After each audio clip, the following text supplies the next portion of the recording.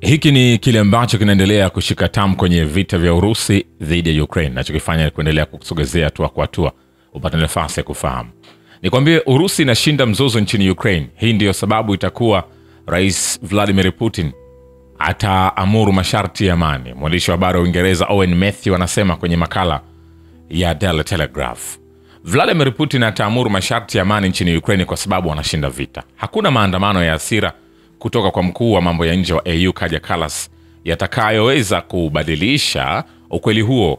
Viongozi wa Ulaya wanaweza kuandaa mipango yote mbadala ya amani wanayopenda, lakini sauti pekee inayojali ni ya Putin, alisema.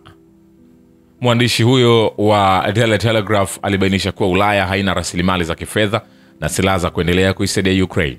Imani kwamba uchumi wa Urusi utaanguka chini ya vikwazo vipya, shinikizo au mashambulizi ya masafa marefu ya Ukraine kwenye viwanda vya kusafisha mafuta. Vile vile, Urusi na Ukraine sasa ziko karibu zaidi na makubaliano ya amani kuliko wakati wowote katika miaka mitatu iliyopita, lakini hii bado haitoshi kufikia lengo kuu.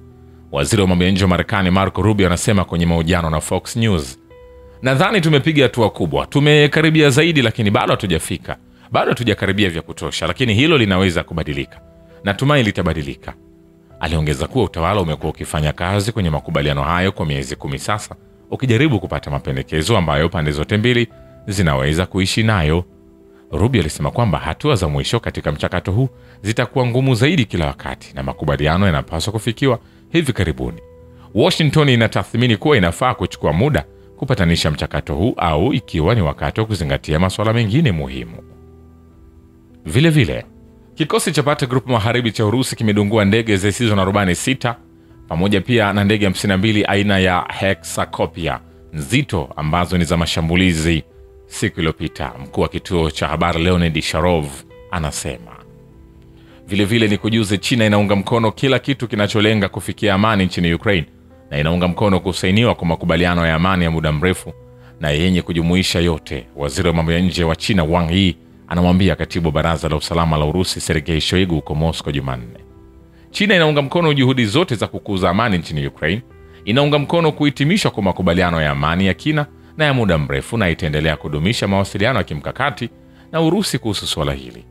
Wizara ya mambo ya nje ya China ilimnukuu Wang Yi akisema Jumatano kupitia tovuti.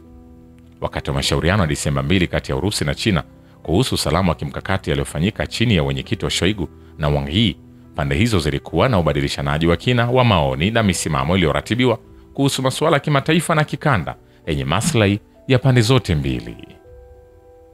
Vile vile, Urusi imewasilisha ushahidi wa mauaji ya raia huko Krasnoyarsk katika eneo la Donetsk People's Republic na Volchansk kwenye mkoa wa Kharkov na Ukraine kwa baraza la usalama la Umoja wa Mataifa OSCE. Balozi mkuu wa wizara ya mambo ya nje kuhusu uhalifu wa kivita wa Kiev Roden Miroshnik anasema. Lakini hayo yakiendelea, nikwambie waziri wa mambo ya nje wa Marekani Marco Rubio amesema kwamba mada kuu ya mzozo kwenye mazungumzo kuhusu utatuzi wa mgogoro nchini Ukraine ni 20% iliyobaki ya eneo la DPR chini ya udhibiti wa Kiev. Wanachopigania sasa ni takriban nafasi ya kilomita 30 hadi 50 na 20% ya eneo la Donetsk ambalo linabaki chini ya udhibiti wa Ukraine.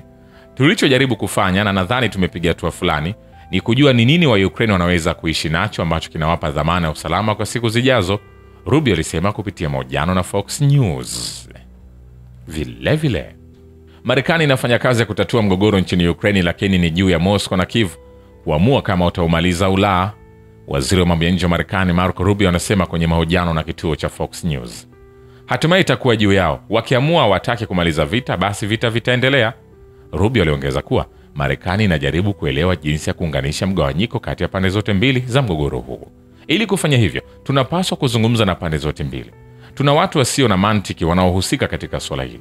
Watu wanaoamini kwamba tunapaswa kuzungumza na upande wa Ukraine tu na kutozungumza na Warusi kabisa. Huwezi kumaliza vita kati ya Urusi na Ukraine bila kuzungumza na Urusi. Lakini pia unapaswa kuzingatia msimamo wa Ukraine. Mwisho kumnukuu. Vile vile, utawala wa Marekani hauoni usaidizi usio na kikomo kwa Kiev kama mbinu halisi. Waziri wa mambo ya nje wa Marekani Marco Rubio anasema kwenye mahojiano na Fox News siku ya Jumanne. Baadhi ya watu wanawazo hili kwamba sera yetu inapaswa kuendelea tu kufadhili Ukraine kiasi kisicho cha kikomo kwa muda mrefu kama vita vitachukua. Hilo si kweli. Hilo si kweli na hilo halitatokea. alisema, akiongeza kuwa utawala wa sasa wa Washington umekuwa ukisema hivi kwa muda mrefu. Kama Rubio alivyosema, huwezi kudumisha ukubwa na upeo wake. Vilevile, kuanguka kwa vifusi vya ndege zisizo na rubani kumesababisha moto kwenye ghala la mafuta katika mkoa wa Tambov, anasema gavana Yevgeny Perishov. Vilevile pia timu za mashambulizi za kundi la vita la kaskazini la Urusi zimeingia Volchansk kwenye mkoa wa Kharkov bila hasara licha mashambulizi makali ya adui, anasema mwanajeshi anayejulikana kwa ishara ya Hirorg kwenye video iliyotolewa na Wizara ya Ulinzi ya Urusi. Vilevile, wanajeshi wa Urusi wamesonga mbele zaidi kusini kwenye mkoa wa Kharkov na kuchukua nafasi nzuri kwenye eneo la Velcha. Mtaalamu wa kijeshi Andrei Marochko anasema, huko Velcha kwenye mkoa wa Kharkov vitengo vya mbele vya wanajeshi wa Urusi vimesonga mbele kusini na kuchukua mistari na nafasi nzuri zaidi, mtaalamu huyo wa kijeshi alisema. Shukrani kwa Babu ya Kivita na Historia ya Dunia. Mimi ni Richard Shio, The Rich Voice. Ni follow Instagram na TikTok kama Rich Voice Official. Asante.